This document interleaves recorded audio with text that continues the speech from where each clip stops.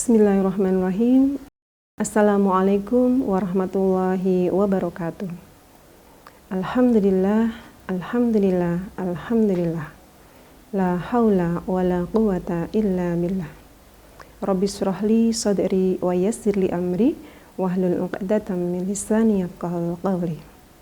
Sahabat mimbar Unima yang dirahmati Allah, marilah kita senantiasa memanjatkan rasa syukur kehadirat Allah Subhanahu wa Ta'ala atas limpahan rahmat dan karunia-Nya, sehingga kita bisa dipertemukan kembali dengan bulan yang mulia ini.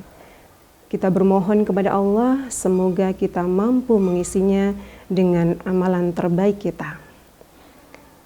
Sahabat mimbar Unima yang dirahmati Allah, siapa yang tidak kenal dengan Sayyidah Aisyah radhiyallahu anha? Sosok muslimah fenomenal yang sangat-sangat lekat dengan pribadi Rasulullah SAW.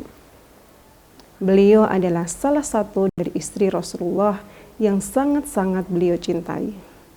Bahkan kehadirannya di sisi Rasulullah adalah rekomendasi langsung dari Allah. Suatu ketika malaikat Jibril datang kepada Rasulullah SAW dengan membawa selembar sutra hijau yang di dalamnya ada gambar. Disitulah kemudian ditunjukkan kepada Rasulullah bahwa inilah istrimu kelak di dunia dan di akhirat. Sayyidah Aisyah radhiyallahu anha dinikahi oleh Rasulullah pada 2 tahun sebelum hijrah, yaitu pada usia 6 tahun. Dan masa-masa beliau dengan Rasulullah memang tidaklah terlalu lama, karena Rasulullah SAW sendiri meninggal pada tahun ke-11 Hijriah. Berarti hanya sekitar 13 tahun Rasulullah bersama dengan Sayyidah Aisyah radhiyallahu anha.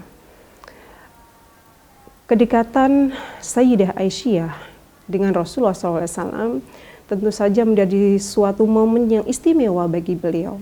Artinya Sayyidah Aisyah memiliki keutamaan-keutamaan karena akhlaknya yang terbina langsung oleh Rasulullah SAW.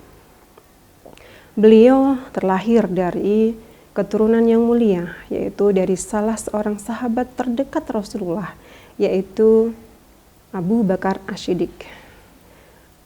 Karena kedudukannya sebagai Ummul Mukminin yang memang dipilih oleh Allah, tentunya akan banyak sekali keutamaan-keutamaan yang bisa kita teladani bersama.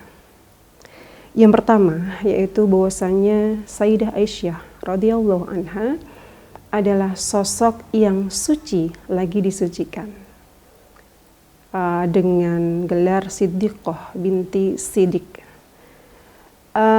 Beliau itu Sayyidah Aisyah radhiyallahu anha itu sosok yang sangat pemalu. Beliau senantiasa menjaga pakaian syar'inya dalam kondisi yang apapun. Beliau itu pemalu tidak hanya kepada laki-laki non-mahram yang berada di luar, bahkan ketika di dalam rumahnya, yaitu bahkan kepada orang yang sudah meninggal sekalipun. Karena di dalam rumahnya, di dalam rumah Sayyidah Aisyah radhiyallahu anha itu dimakamkan 3 orang yang mulia di dalamnya, yaitu Rasulullah SAW, kemudian ayahnya yaitu Abu Bakar As-Siddiq, dan yang terakhir adalah Umar bin Khattab. Ketika kemudian sebelum Umar itu dimakamkan di dalam kamarnya, Aisyah radhiyallahu anha terbiasa membuka hijabnya. Akan tetapi ketika kemudian Umar bin Al-Khattab itu dimakamkan di dalam kamarnya, beliau tidak pernah sekalipun kemudian meninggalkan hijabnya. Masya Allah, sesuatu yang luar biasa.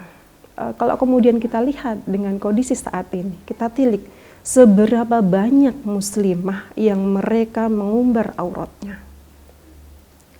Ketika kemudian di Indonesia, alhamdulillah sesuatu yang sangat-sangat longgar sekali bagi seorang muslimah itu untuk memilih apakah mau menutup auratnya dengan sempurna ataukah tidak. Tetapi coba kita lihat seberapa persen yang kemudian mau menutup auratnya secara sempurna, sedangkan sebagian besar itu masih mengumbar auratnya. Tinggal kemudian pilihan mau atau tidak menerapkan syariat. Ya.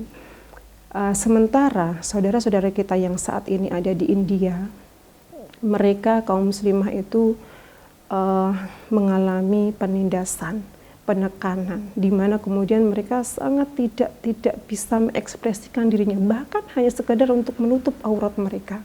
Mereka harus mengalami ancaman dari pemerintah setempat. Bagaimana dengan kita yang ada di sini? Semoga ini menjadi semangat buat kita yang belum menutup aurat untuk kemudian bisa meneladani apa yang kemudian dilakukan oleh Sayyidah Aisyah radhiyallahu anha.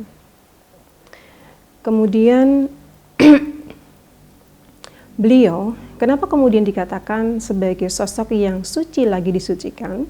Karena pernah ya, dalam riwayat kehidupannya, Sayyidah Aisyah mengalami fitnah dari seorang yang munafik, yaitu Abdullah bin Ubay bin Salul, yang pada saat itu menyampaikan berita bahwasanya Sayyidah Aisyah telah melakukan perselingkuhan dengan salah seorang sahabat, yaitu Sofwan bin Mu'til, yaitu ketika perjalanan mereka dari perang Bani Mustalik menuju ke Madinah.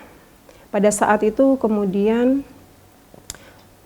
terjadi sesuatu yang cukup gempar di kalangan kaum muslimin pada saat itu, sehingga pada saat itu kemudian inilah yang kemudian menjadi asbabun nuzul turunnya Quran surat An-Nur ayat 11 sampai dengan 26, yaitu Allah sendiri yang langsung mengklarifikasi bahwa apa yang kemudian beredar di kalangan kaum muslimin pada saat itu adalah sesuatu berita yang tidak dibenarkan, gitu ya. Sehingga turunlah juga hukum yang kemudian berkaitan bagi orang-orang yang mereka menuduh wanita yang baik-baik itu melakukan zina, yaitu di mana kemudian orang tersebut mendapat laknat dari Allah di dunia dan di akhirat. Itu yang pertama. Kemudian yang kedua, bahwasanya Sayyidah Aisyah radhiyallahu anha adalah sosok yang berilmu dan menjadi guru yang dihormati. Menjadi sesuatu yang sangat kita ketahui bahwasanya kecerdasan Aisyah radhiyallahu anha yaitu mampu meriwayatkan sekitar 1210 hadis yang disepakati oleh Imam Bukhari dan Imam Muslim. Dan selebihnya ada beberapa hadis yang juga disepakati baik oleh Imam Bukhari maupun Imam Muslim. Sesuatu yang sangat tidak sedikit bagi kita saat ini, gitu ya. Artinya berarti Sayyidah Aisyah itu adalah sosok yang memang menjadi sumber ilmu bagi kaum muslimin pada saat itu. Bahkan di dalam kitab Al-Mustadrak disampaikan bahwasanya sepertiga hukum syariah itu dinukil dari apa yang disampaikan oleh Sayyidah Aisyah radhiyallahu anha. Kemudian Abu Musa al-Asy'ari juga menyampaikan bahwasanya ketika kemudian kaum muslimin itu mengalami kesulitan, maka mereka akan mendapatkan kemudahan-kemudahan dari apa yang disampaikan oleh Sayyidah Aisyah radhiyallahu anha. Hal ini menjadi sesuatu yang tidak aneh, karena apa? Karena rumah yang didiami oleh Sayyidah Aisyah radhiyallahu anha itu bisa dikatakan lebih menjadi madrasah bagi kaum muslimin pada saat itu, bahkan sepeninggal Rasulullah SAW. Di sana banyak kaum muslimin yang menimba ilmu langsung dengan Sayyidah Aisyah. Setiap kali mereka mengalami kesulitan, mereka berkonsultasi, gitu ya. Dan Sayyidah Aisyah juga menjadi konsultan atau semacam pemberi nasihat, gitu ya, di masa khalifah, baik khalifah Abu Bakar, Umar maupun Utsman, ya. Mereka senantiasa meminta pendapat dari Aisyah radhiyallahu anha.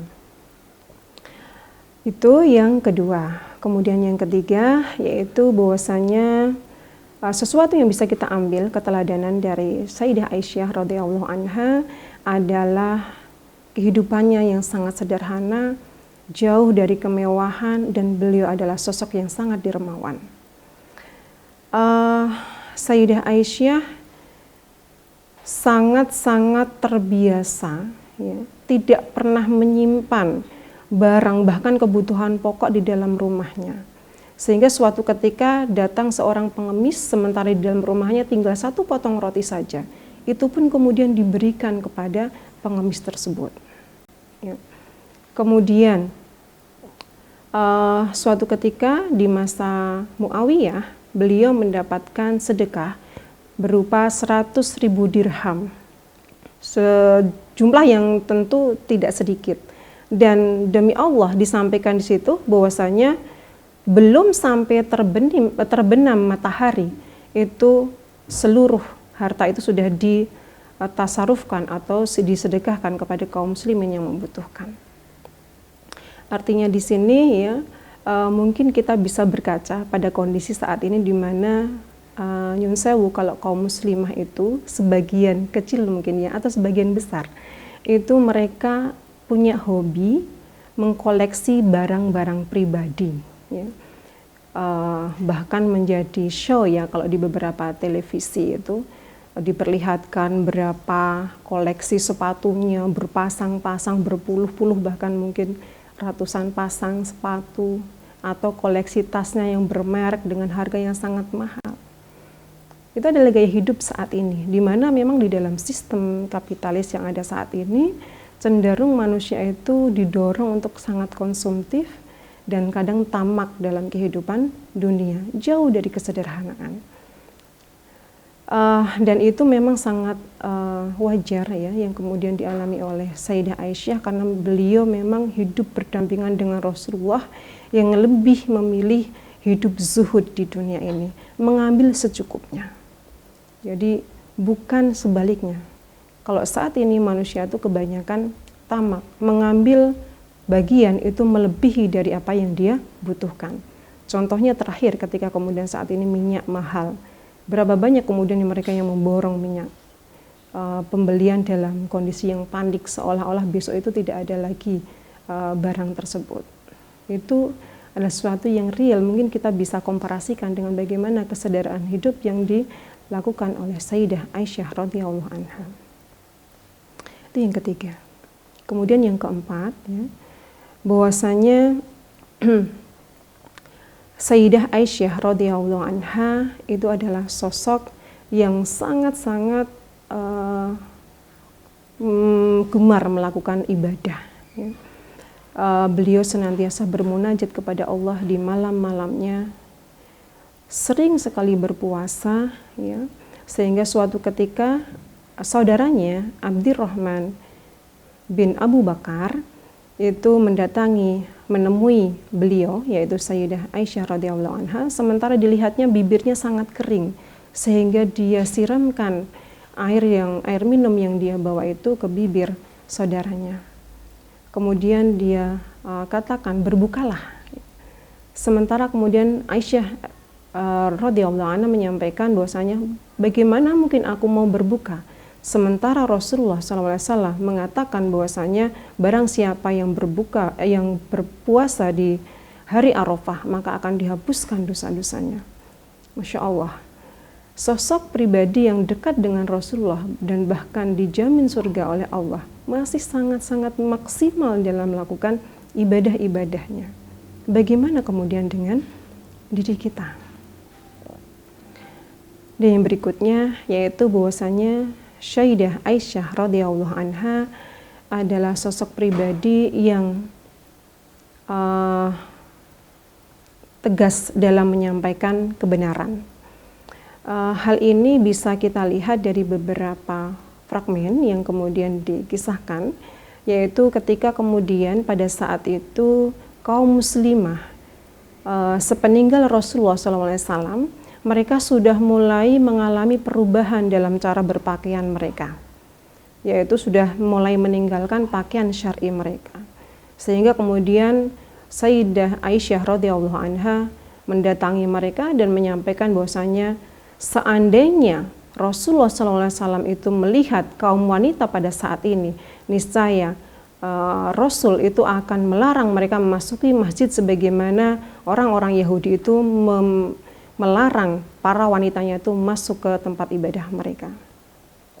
Begitupun ketika sepupunya, ya, yaitu Hafsah binti Abdirrahman itu mendatangi beliau di rumah beliau dengan mengenakan kerudung yang tipis. Pada saat itu ketika kemudian melihat kondisi seperti itu, Sayyidah Aisyah langsung menarik kerudung Hafsah untuk kemudian menggantinya dengan kerudung yang lebih tebal. Sehingga kita bisa lihat bagaimana kemudian Sayyidah Aisyah itu ketika kemudian menyampaikan kebenaran itu melakukannya secara tegas, ya.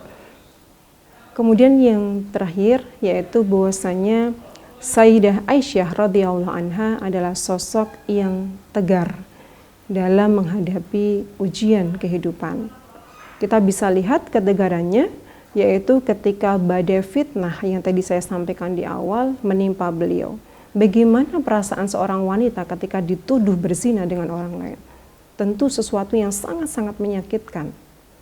Pada saat itu ketika Rasulullah SAW mengkonfirmasi hal yang semacam itu, Sayyidah Aisyah hanya mengatakan kepada beliau, seandainya saya ini dalam kondisi yang tetap suci, sementara saya mengatakan bahwa saya ini suci, maka engkau tidak akan percaya. Begitupun ketika saya ini dalam kondisi yang suci, sementara saya memaksa diri saya untuk mengaku bahwasanya saya telah berzina, engkau pun akan mempercayainya.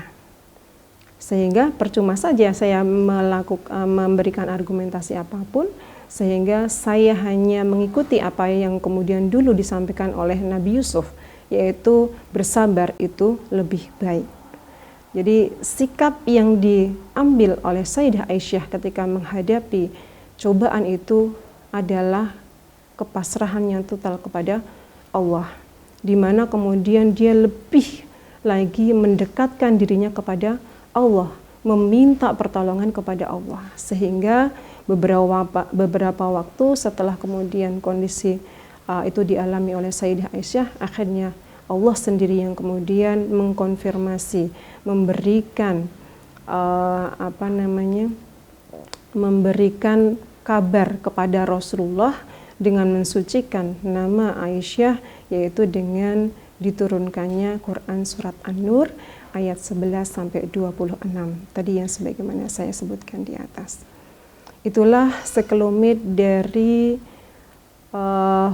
kehidupan Sayyidah Aisyah radhiyallahu anha yang bisa kita ambil hikmahnya, dan semoga kita termasuk yang menjadi bagian dari yang orang-orang yang bisa mengambil keteladanan di dalamnya. Dan ini di bulan Ramadan ini adalah momen yang sangat-sangat pas, ya, bagi kita untuk menempa diri kita, memperbaiki diri untuk menjadi pribadi yang lebih baik. Allahu a'lam bishawab. Demikian tadi apa yang bisa saya sampaikan.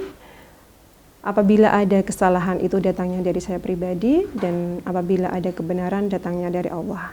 Dari saya kurang lebihnya mohon maaf. Wabillahi taufik wal hidayah. Wassalamualaikum warahmatullahi wabarakatuh.